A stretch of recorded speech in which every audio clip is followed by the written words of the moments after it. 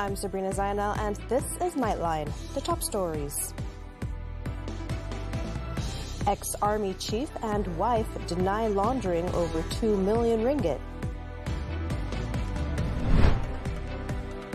Tan Sri remanded in alleged 300 million ringgit investment scam. Also, government to roll out new medical insurance plan in January next year.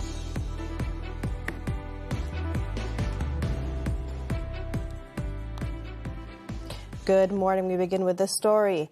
For the first time in Malaysia's history, a former top brass member of the army has been brought before the courts on corruption-related charges linked to his tenure in office. Former Army Chief Tan Sri Muhammad Hafizuddin Jantan and one of his wives, Salwani Anwar, were charged with 4 money laundering charges, each in 2 separate courts on Thursday. Investigations involving Hafizuddin and alleged irregularities in army procurement tenders have drawn public attention in recent weeks. The 57-year-old arrived at the Kuala Lumpur Sessions Court at around 8:10 a.m. 27-year-old Salwani Anwar, who was Hafizuddin's third wife, arrived about 10 minutes later in a wheelchair. The charges against Hafizuddin were read before Judge Azura Alwi. He is accused of receiving more than 2.12 million ringgit in illegal proceeds, allegedly channeled into 3 of his personal bank accounts. The offences are said to have taken place at 2 banks across 3 locations in the capital between February 2nd, 2024 and November 7th last year. Hafizuddin pleaded not guilty to all charges. The court allowed bail at 250,000 ringgit. In a later court proceeding before another Sessions Court judge, the wife of the former army chief also pleaded not guilty to 4 similar charges. Salwani Anwar, who is a company director, is accused of receiving 77,000 ringgit, believed to be proceeds from unlawful activities. The money is alleged to have been deposited into a bank account belonging to the said company. The offence is said to have taken place at a bank in Damansara Heights between November 24th and 25th last year. Judge Rosli Ahmad granted bail at 30,000 ringgit, mentioned for both cases, has been fixed for March 30th. Meanwhile, lawyers representing the former army chief and his wife say the couple are determined to clear their names in court. Defense counsel Aizul Rohan Anwar said both his clients will maintain their defense against all charges. I think both Tan Sri and the wife pleaded not guilty. I believe he will maintain that in respect of the new charges which he will be facing tomorrow as well. For the prosecution, Deputy Public Prosecutor Datuk Wan Shaharuddin Wan Ladin stressed that a person's number of years in service or contributions cannot exempt anyone from facing the law. He's saying that even 40 years of his life. We are very thankful for that. We are very thankful for that. But as now, he is an accused, so he has to face it. Wan Sharahuddin added that while the prosecution views the case as having clear factual grounds, the main challenge lies in meeting the strict burden of proof, given the involvement of millions of ringgit. It is understood that Hafizuddin will face 2 additional money laundering charges at the Shah Alam Sessions Court on Friday, while his wife will face a similar charge at the Jerti Sessions Court in Terengganu next Monday. Wan Shaharuddin said the prosecution will apply for the charges involving the 2 accused to be transferred to Kuala Lumpur so that all related matters can be tried together. Meanwhile, former Armed Forces Chief Tan Sri Muhammad Nizam Jaafar is expected to be charged on Friday in connection with alleged abuse of power and corruption. Authorities have also indicated that 2 more senior military officers, both holding a Datuk title, are expected to be charged in court next week. Minggu depan ada 2 lagi. Kalau sekiranya AG bersetuju, kita akan tuduh lagi 2. Saya tunggu keputusan, kita mencadangkan lagi 2. Ini pegawai kanan juga. Yang lain tu nantilah. Kita pergi kepada yang top ranking dulu. Nizam is expected to be charged in the Kuala Lumpur Special Corruption Court with abuse of power, criminal breach of trust, and receiving bribes.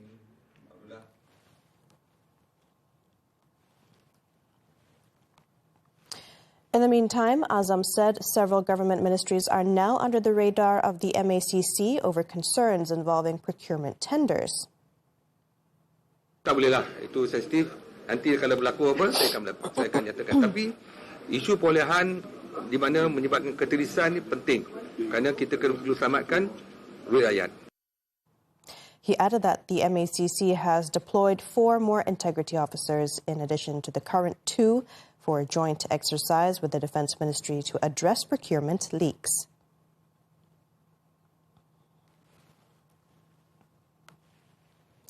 In a separate case, a company owner bearing the title Tan Sri has been remanded for 4 days to assist investigations into an alleged large-scale investment scam.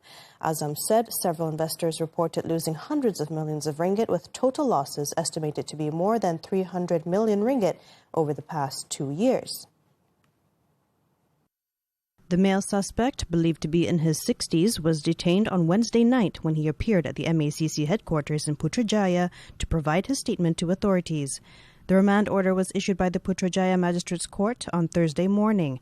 Meanwhile, a woman in her 50s who sits on the board of directors of the company was also arrested the day before. Azam said the investment scheme was allegedly orchestrated by the 2 suspects who had promised investors high returns.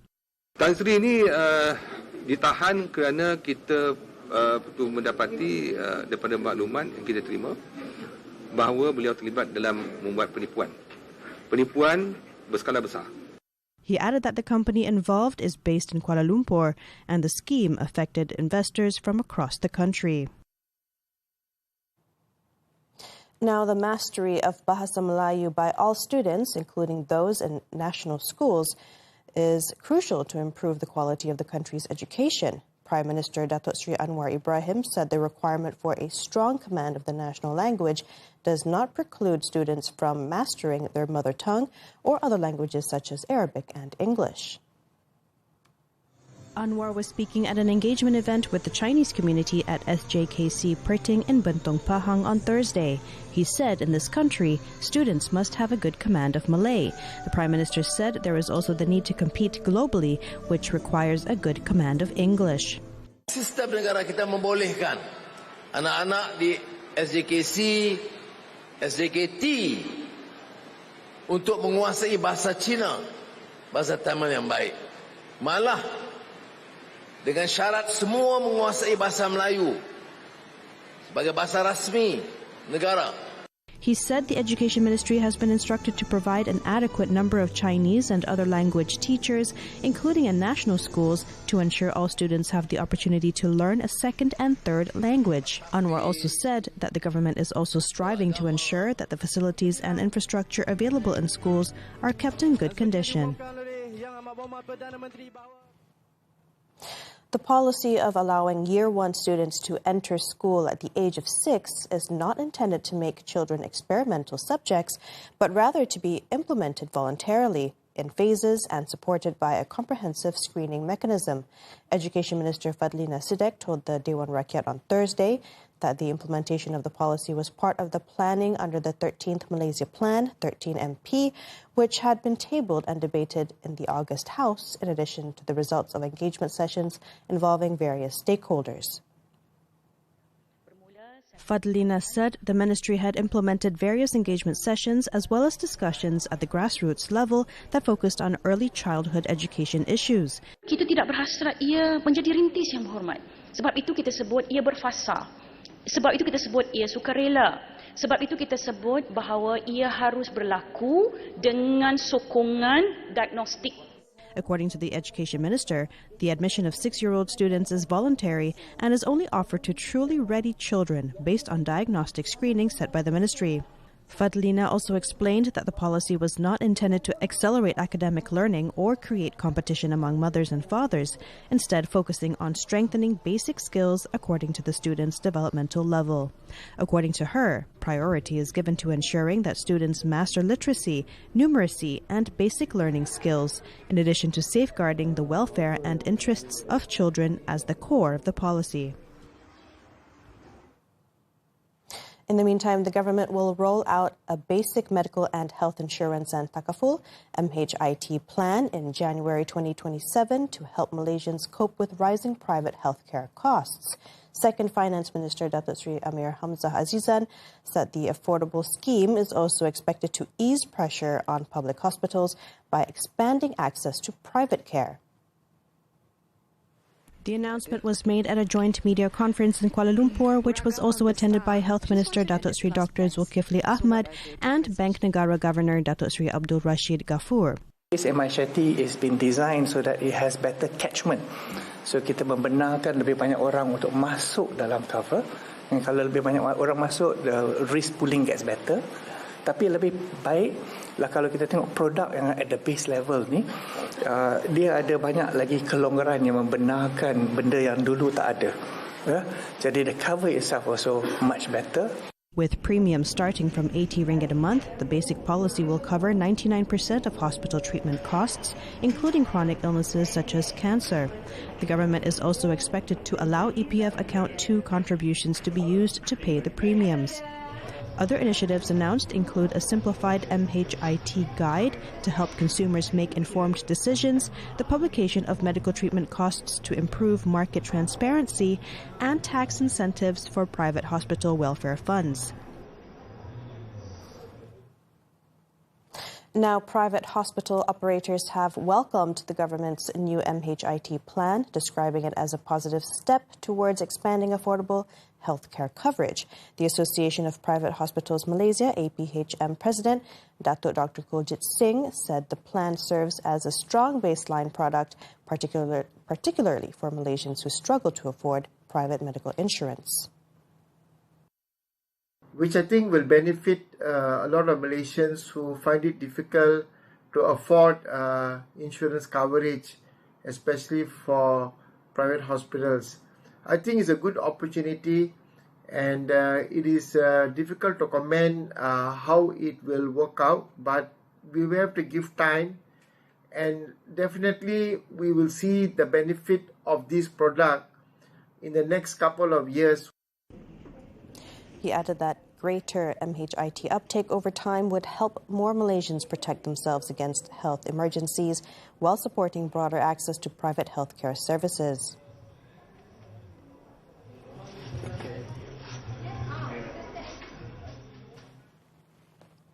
Consumer groups, meanwhile, said the introduction of MHIT could help reduce high out-of-pocket medical expenses for consumers. The introduction of the base medical and healthcare insurance and takaful plan will definitely address the high out-of-pocket expenses for consumers in the private healthcare. However, we do want the government to ensure that since insurance is a complex product for ordinary consumers, to ensure that in the implementation of this base plan, that ordinary consumers must be able to understand how to avail themselves to this plan.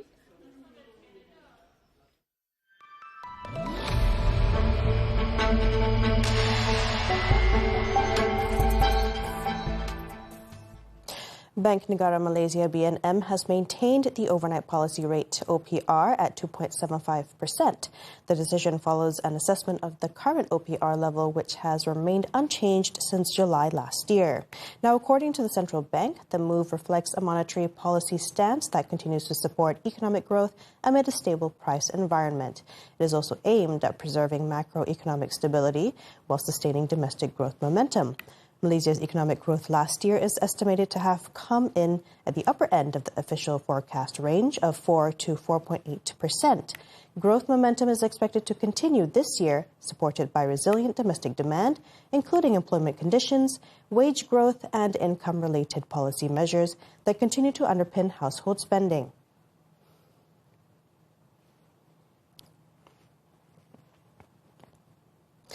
Now, economists say BNM's decision to keep the OPR unchanged at 2.75% sends a signal of policy stability amid global uncertainty. Putra Business School Professor Ahmed Razman Abdul Latif said the steady rate helps support both households and businesses at a time when cost of living pressures and external risks remain elevated. Importantly, it also avoids adding further strain to highly leveraged households, allowing spending to be sustained rather than sharply curtailed. For businesses, especially SMEs, a steady policy rate provides predictability. Razman added that stable borrowing costs are especially important for domestic-oriented sectors such as construction services and retail, which continue to rely heavily on strong local demand. He noted that while monetary policy is providing a stable foundation for growth into 2026, it must be complemented by targeted fiscal support and continued confidence in Malaysia's economic fundamentals. Following the central bank's decision to maintain the OPR, market sentiment improved, pushing the ringgit firmer at 4.04 against the US dollar at Thursday's close. According to Bank Muamalat Chief Economist Muhammad Afzanizam Abdul Rashid, BNM's positive assessment of economic conditions after the policy decision helped lift the ringgit. He said the local currency could break the 4 level against the US dollar in the near term if positive sentiment persists. The local currency also ended mostly higher against other major currencies, appreciating against the Japanese yen and euro, but edging slightly lower against the British pound. Against ASEAN currencies, the ringgit strengthened versus the Singapore dollar, and Thai baht was unchanged against the Philippine peso and eased marginally against the Indonesian rupiah.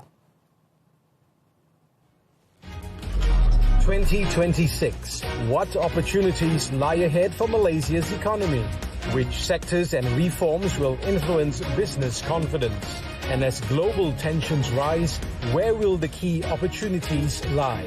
Muhammad Ahmad Hamdan speaks with Socio-Economic Research Centre's Executive Director Lee Heng Gui, only on Money Matters this Saturday at 5 p.m. on TV3 and stream on Tonton.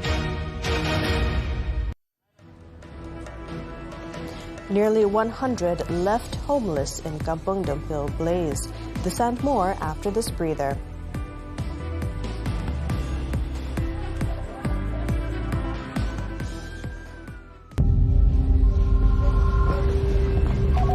الو طوارئ الهلال الاحمر رام الله الضفه الغربيه عمر معك تفضل. انت شو اسم العيله؟ شو اسمك الكامل؟ هلا انت ومين كنتوا مع بعض؟ كنت اهلي.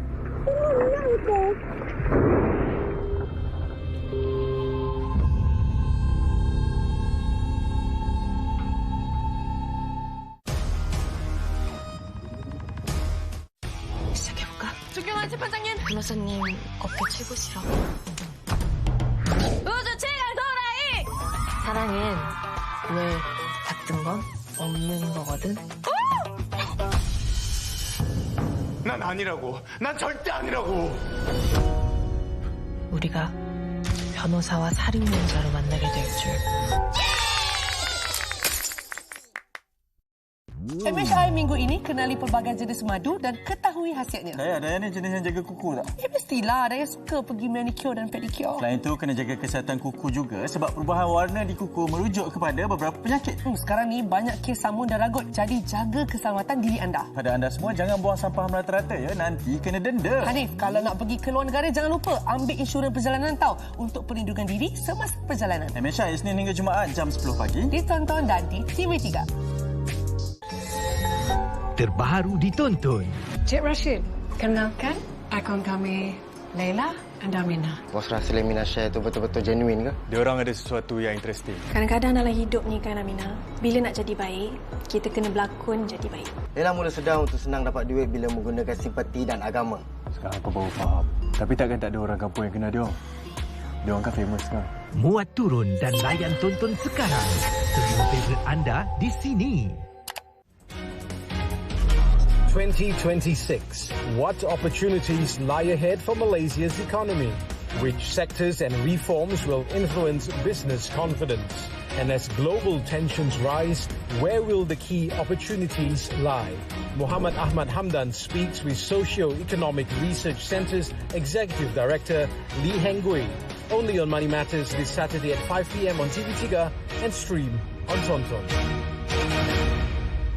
Wanita hari selalu mendahulukan orang lain tanpa fikir diri sendiri sukar kata tidak. Macam people pleaser ke? Akhirnya diri yang merana. Masak lemak ketam, rendang kerang, pelbagai menu cengkerang kami bawakan. Banyak lagi kami bawakan hari Selasa nanti. Takut bila baca tentang masalah rumah tangga? Jangan takut, kita bincangkan Rabu ini. Meroyan atau postpartum depression, apa yang perlu kita tahu? Mendekati sisi kesihatan dan psikologi topik ini. Bila pasangan memenam rasa? Rumah tangga hilang serinya. Semuanya di WCT3 dan stream sekarang ditonton. Thanks for staying with us. 41 immigration officers have been subject to disciplinary action in connection with the so-called flying passport syndicate that has been under scrutiny for the past 4 years. Of the total, 20 officers were dismissed from service between 2022 and 2025 after being found guilty of related offences. Immigration Director General Datuk Zakaria Shaban said the actions were taken following a thorough internal investigation conducted in line with established regulations. The statement follows a report by the Enforcement Agency Integrity Commission, EAIC, on Monday regarding allegations of the flying passport scandal at Terminal 1 of the Kuala Lumpur International Airport. The scheme involves foreign passports being cleared or processed by immigration officers without the passport holders being physically present at the checkpoint. Zakaria stressed that follow-up measures have already been implemented and continuous measures are being taken to prevent such abuses. He emphasized that every case referred to the EAIC is examined and handled without compromise. Last year, the EAIC flagged 61 cases for review by the Complaints Committee, prompting further action. A 37-year-old man was fined 2,000 ringgit by the Magistrates Court in Kuala Lumpur on Thursday for attacking sports journalist Haresh Diol in Bangsar last November. Magistrate Aina Azhar Arifin handed down the sentence on R. Krishnan, who pleaded guilty on November 28th to charges of assaulting Haresh. Krishnan, along with an unnamed suspect still at large, committed the offence outside the Tanjung Balai Group premises at Jalan Telawi 3 on November 25th. The charge was framed under the Penal Code for voluntarily causing hurt, which carries a jail term of up to 1 year, a fine of up to 2,000 ringgit, or both upon conviction. In November, police said the assault may have stemmed from a personal dispute.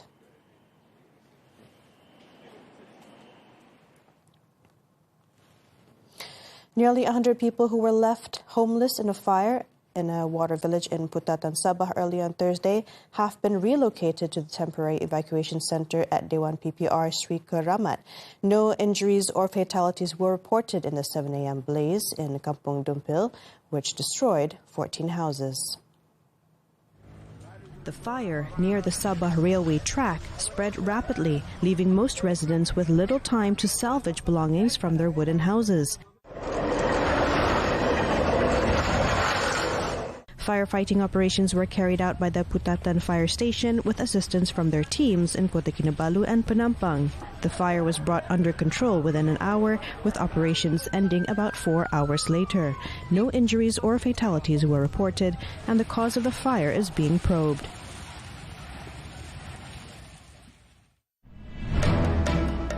At least 2 dead, several others missing in New Zealand landslide. The details when Nightline returns.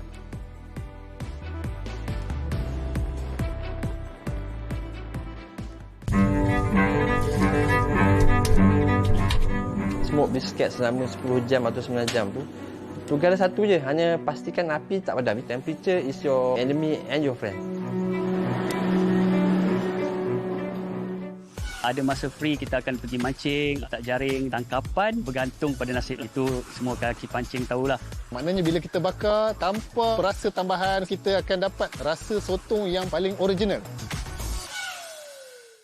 Data tidak berbohong. Ayuh rakyat Malaysia, kita mampu untuk menandingi tontonan dari luar negara. Datanglah menonton. Ia je tak ada kena mengena dengan latar belakang agama dan bangsa. Kat luar negara yang majoriti rakyat mereka bukan beragama Islam pun, mereka ramai datang tonton The Voice of Raja untuk faham lebih dekat lagi tentang isu yang menimpa rakyat Palestin.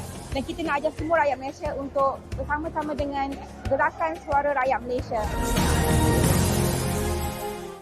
Wanita hari ini. Selalu mendahulukan orang lain tanpa fikir diri sendiri sukar kata tidak. Macam people pleaser ke? Akhirnya dirinya merana. Masak lemak ketam, rendang kerang, pelbagai menu cengkerang kami bawakan. Banyak lagi kami bawakan hari Selasa nanti. Takut bila baca tentang masalah rumah tangga? Jangan takut, kita bincangkan Rabu ini. Meroyan atau postpartum depression, apa yang perlu kita tahu? Mendekati sisi kesihatan dan psikologi topik ini. Bila pasangan memendam rasa? Rumah tangga hilang serinya. Semuanya di WCT3 dan stream sekarang ditonton. Wanita hari ini. 한 번쯤 내게도 기적 같은 일이 생길 수도 있지 않을까. 하지만 변호사와 살인 용의자로 만나게 될 줄 꿈에도 상상하지 못했다. 그 여자 완전 미친 여자야. 변호사는 맞아? 정신 차려 맹세나. 맹변이랑 있으면 자꾸 그렇게 돼. 그냥 내가 돼. Wanita penuh tempo, penuh cerita. Inilah Nona, inspirasi bertemu realiti. Setiap warna mempunyai keupayaan membangkitkan pelbagai mood dan emosi. Semoga istirahat anda memberi makna yang indah walau tempohnya hanya seketika. Dan terus setia sejam bersama kami kerana Nona, inspirasi wanita untuk semua. Nona di TV3 dan stream ditonton. 2026. What opportunities lie ahead for Malaysia's economy? Which sectors and reforms will influence business confidence? And as global tensions rise, where will the key opportunities lie? Muhammad Ahmad Hamdan speaks with Socio-Economic Research Centre's Executive Director Lee Heng-Gui. Only on Money Matters this Saturday at 5 p.m. on TV3 and stream on Tonton. We're back with the foreign front. U.S. President Donald Trump has dropped plans to impose tariffs on up to 25% on 8 European countries. The decision was made after an agreement was reached involving the security of Greenland and the Arctic region. People are out there and they're working it right now. They're working the details of the deal, but it's what's called an infinite deal. It's forever. There is no time cap. The deal was brokered at the World Economic Forum in Davos, Switzerland, between Trump and North Atlantic Treaty Organization, or NATO Secretary General Mark Rutte. Trump said he will scrap the proposed tariffs that were threatened against Denmark and 7 other European nations that have deployed troops to Greenland. Trump had previously claimed that the U.S. deserves Greenland, arguing Washington would be forced to defend the island against potential threats from Russia or China. Meanwhile, Rutte declined to disclose the details of the agreement, saying only that it showed positive signs. Is it a good deal? Is it a good deal? I think it was a very good meeting tonight, but still a lot of work to be done. But I've got to run. On the other hand, Germany's Chancellor Friedrich Merz welcomes Trump's decision, calling it the right way to go and noting that any threat to acquire European territory by force would be unacceptable. We support talks between Denmark, Greenland, the United States on the basis of these principles. I have discussed this with President Trump, Prime Minister Frederiksen, Secretary General Mark Rutte, and others in these days. The aim of these talks is to agree for closer cooperation amongst allies in the High North and beyond. This is the right way because any threat... Now, a landslide on New Zealand's North Island has killed at least 2 people, with several others reported missing. The disaster, triggered by heavy overnight rain, struck Mount Maunganui and impacted a popular nearby campsite. Rescuers have recovered 2 bodies from the remains of a buried home. Emergency teams are using heavy machinery to clear large amounts of earth as part of ongoing search and rescue operations. Authorities have not yet released an exact number of missing persons, but estimates suggest it is in the single digits. The area has been cordoned off and residents have been ordered to evacuate due to the risk of further dangerous earth movements.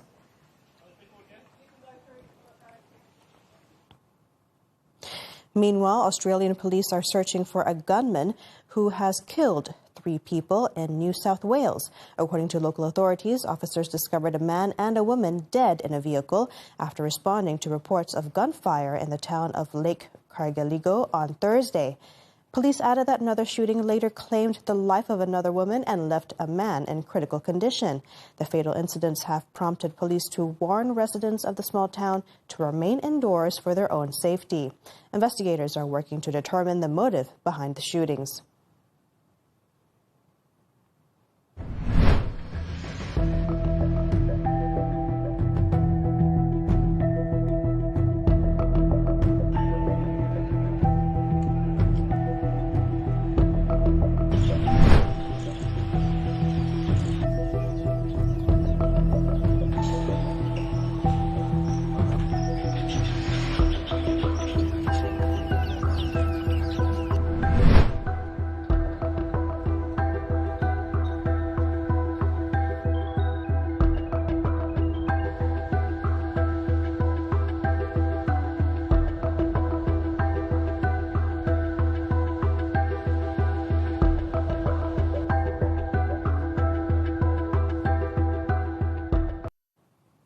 Switching to sports, badminton, the 2026 Indonesia Masters. National top men's singles shuttler Lee Zijia suffered a heartbreaking exit in the second round after a fine start against Thai Panitchapon Tiraratsukul in Jakarta on Thursday. Zijia took the first game only to allow world number 44 Panitchapon to secure a 15-21, 21-17, 21-8 win at the Istora Senayan. The former All-England champion led 17-15 in the second game before Panitchapon made a strong comeback to deny the Malaysian a quarter-final spot.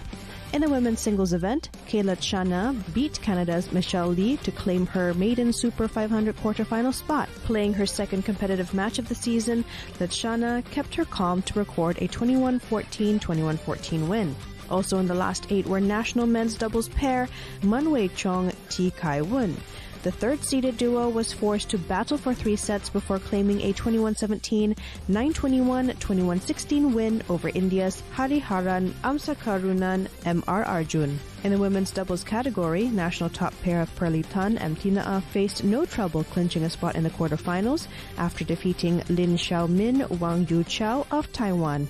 The top seed needed only 27 minutes to record a 21-13, 21-12 win.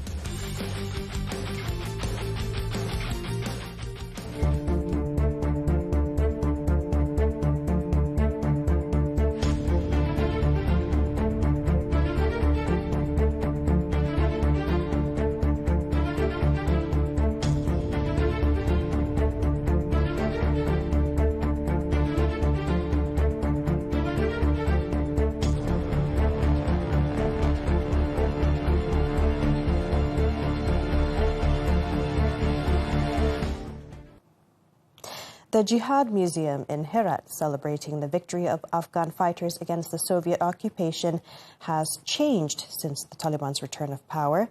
Plaster figurines that once depicted the suffering of civilians and the anti-Soviet struggle now have only a flat surface, devoid of mouths, noses, and eyes. Visuals of the revamped museum wrap up this edition of Nightline. I'm Sabrina Zainal. Thank you for watching and stay safe.